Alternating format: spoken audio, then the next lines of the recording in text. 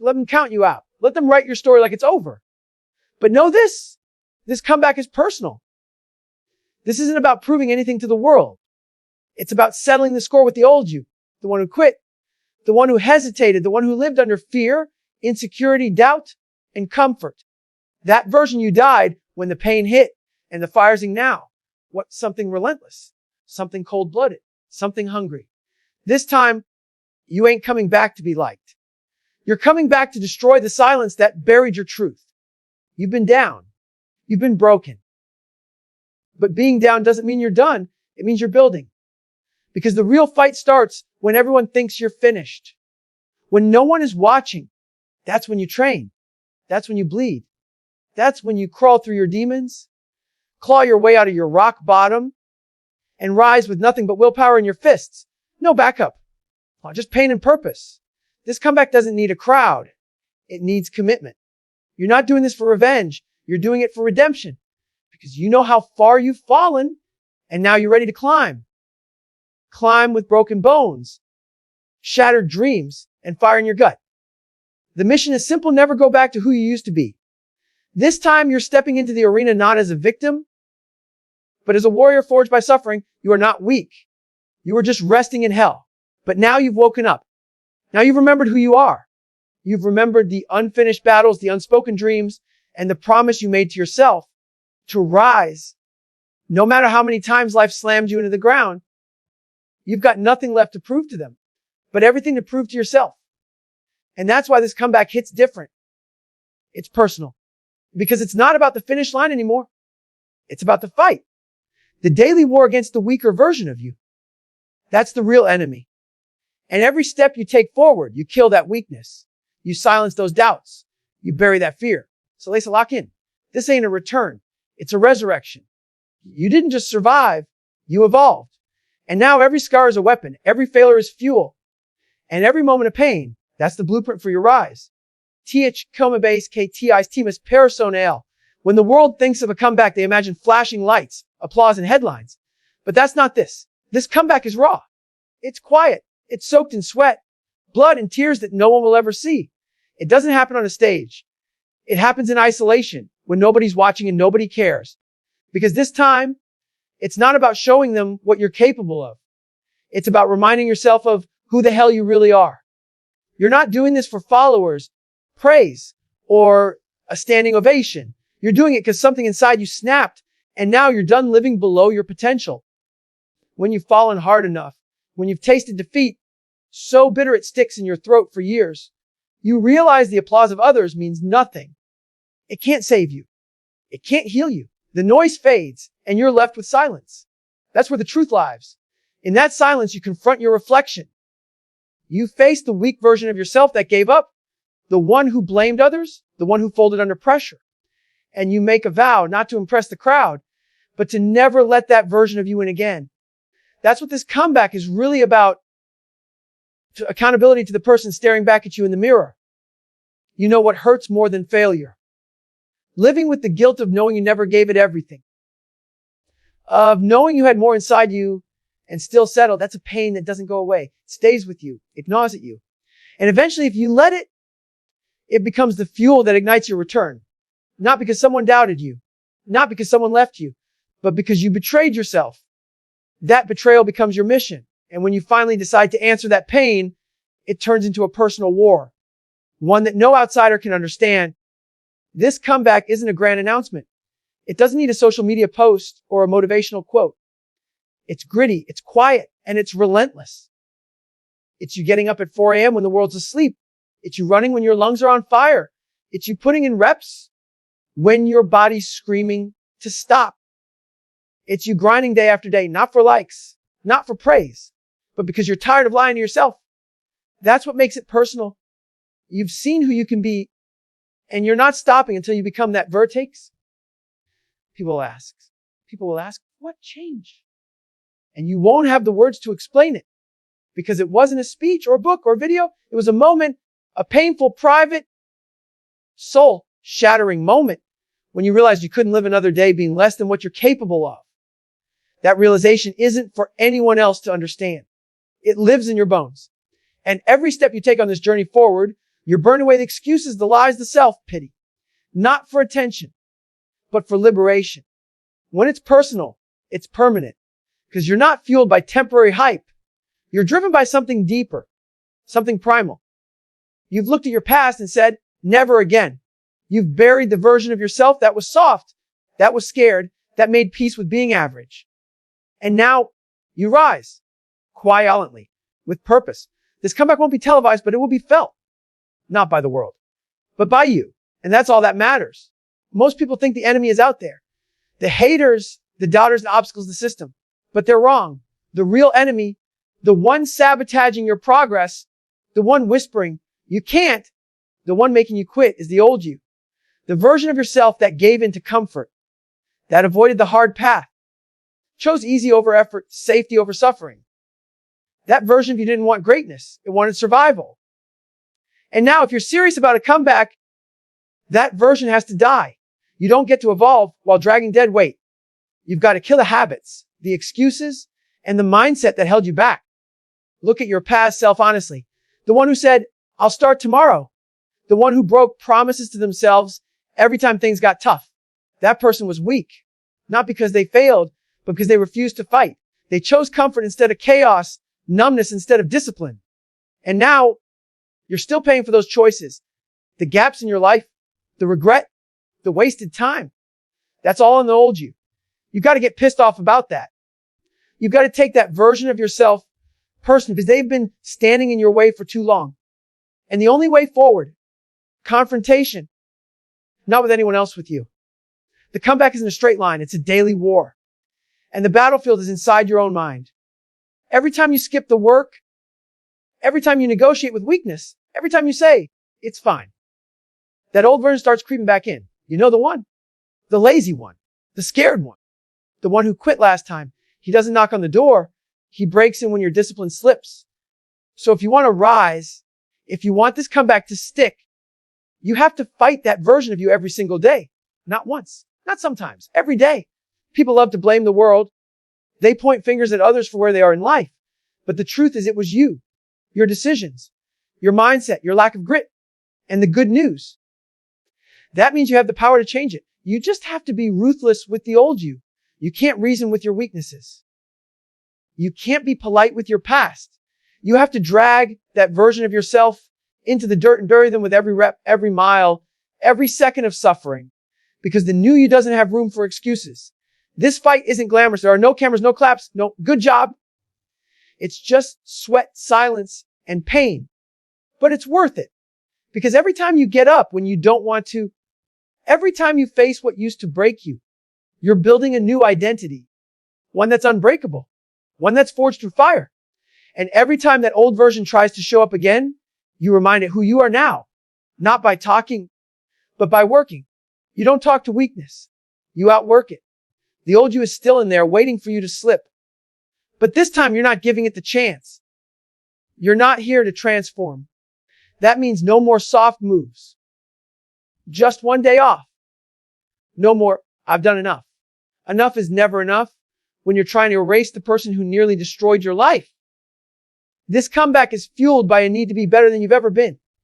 And that starts with defeating the only enemy that's ever mattered.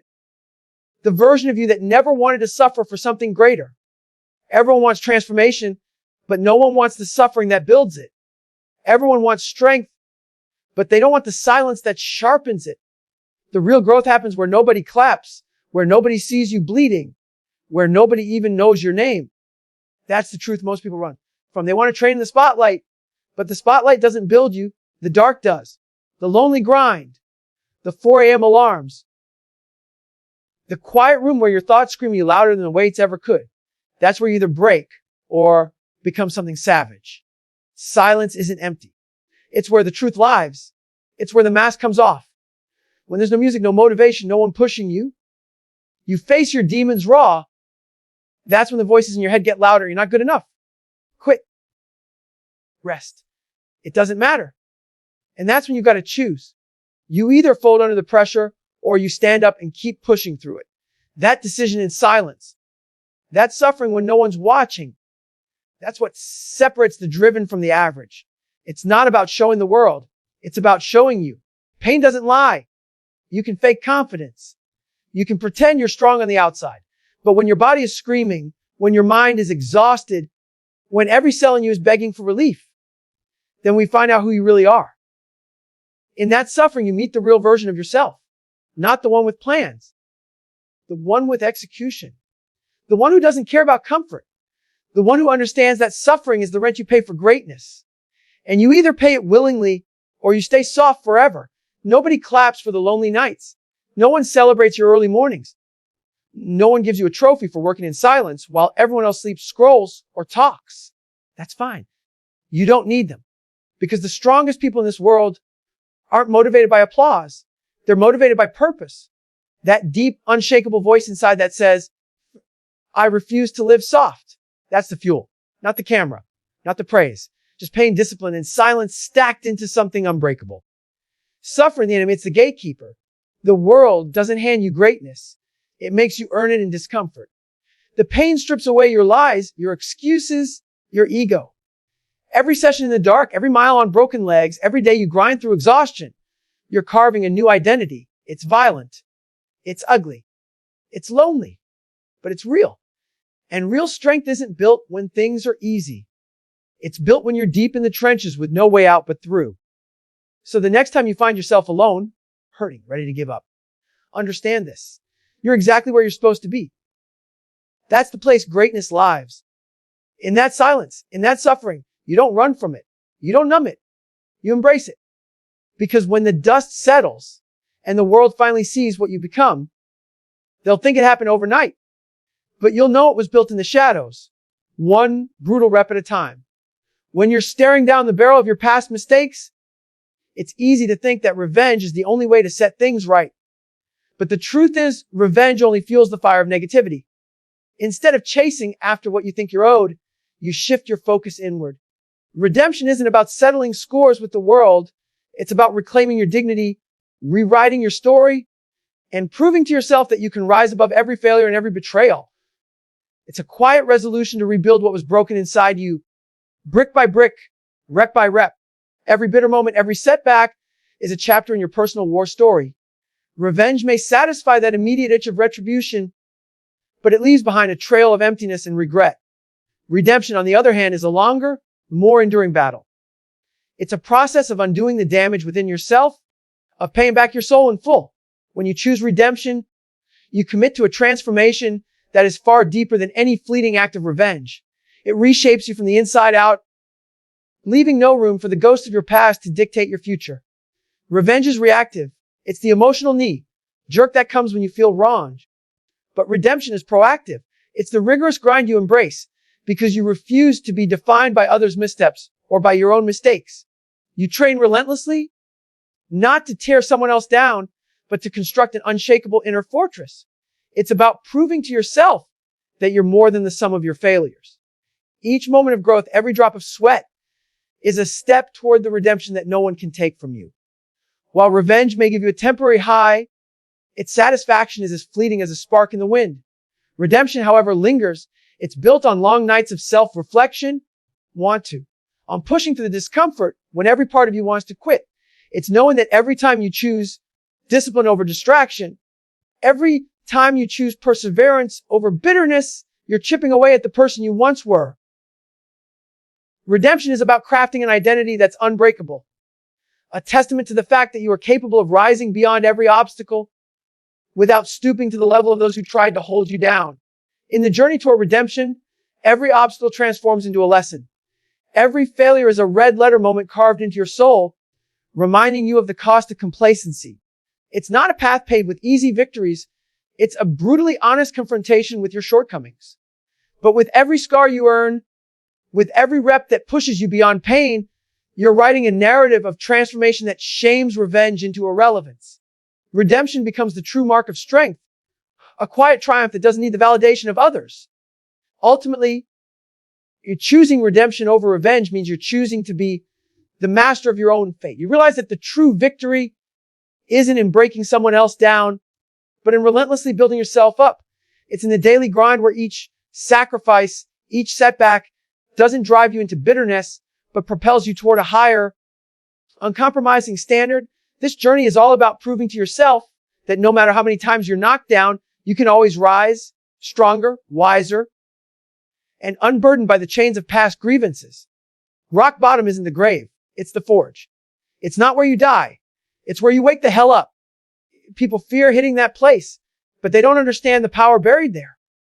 When you've got nothing left, when everything's stripped away, your money, your comfort, your pride, what's left is truth. No more pretending, no more lies, no more armor. Just raw pain and the question, are you going to stay down here or are you going to fight? Most people tap out. They call it the end. But the savage ones, they use it as the beginning of their rise. Down there in the dirt and the darkness, what comfort never taught you? How to grind with no reward, how to bleed with no rescue, how to breathe through suffocation. When you hit rock bottom, you're introduced to the real version of yourself, not the social version, not the polished one, the one that's been hiding behind excuses for years. You're forced to confront all the weakness you've been carrying and either eliminate it or let it consume you. That's the choice. Stay broken or build back dangerous. The reason rock bottom feels hopeless is because it's silent. No one shows up to save you. No lifeline, no support, no applause. Just your thoughts and your failures. But that silence is sacred. It gives you the space to hear your inner warrior scream, get the hell up. It's in that moment when no one's coming, when it's just you, vest the void, that you start becoming something unshakable. You don't rebuild by waiting. You rebuild by moving. Crawl if you have to, but move. Suffering is the toll you pay to escape the pit. Rock bottom removes the ego. You're not impressing anyone. You're broke, alone, and defeated. And that's the gift. When ego dies, work begins. You stop performing and start becoming. You stop asking, why me? And start saying, try me. You become obsessed with the grind, with reclaiming every piece of yourself that got buried under fear, laziness, and doubt. Every step upward is war. But that war is exactly what you needed. When you start rising from rock bottom, it's not pretty. It's slow. It's painful. It's filled with setbacks. But every small win, every rep, every early morning, every discipline, you're proving something yourself. I'm still in this fight. You're not rising to your old life. You're rising to a new standard. The pain you felt down there, it becomes fuel. Every time you want to quit, you remember what it felt like to be nothing. And you promise yourself never again. Rock bottom isn't something you run from. It's something you use. Because once you've been there and you've climbed your way out with your bare hands, there's nothing the world can throw at you that scares you anymore. You've already been at zero. You've already faced the worst version of life and you survived. So now with that fire in your chest, that memory in your soul, and that grit in your bones, you build a comeback that's unbreakable because the bottom didn't break you. It rebuilt you.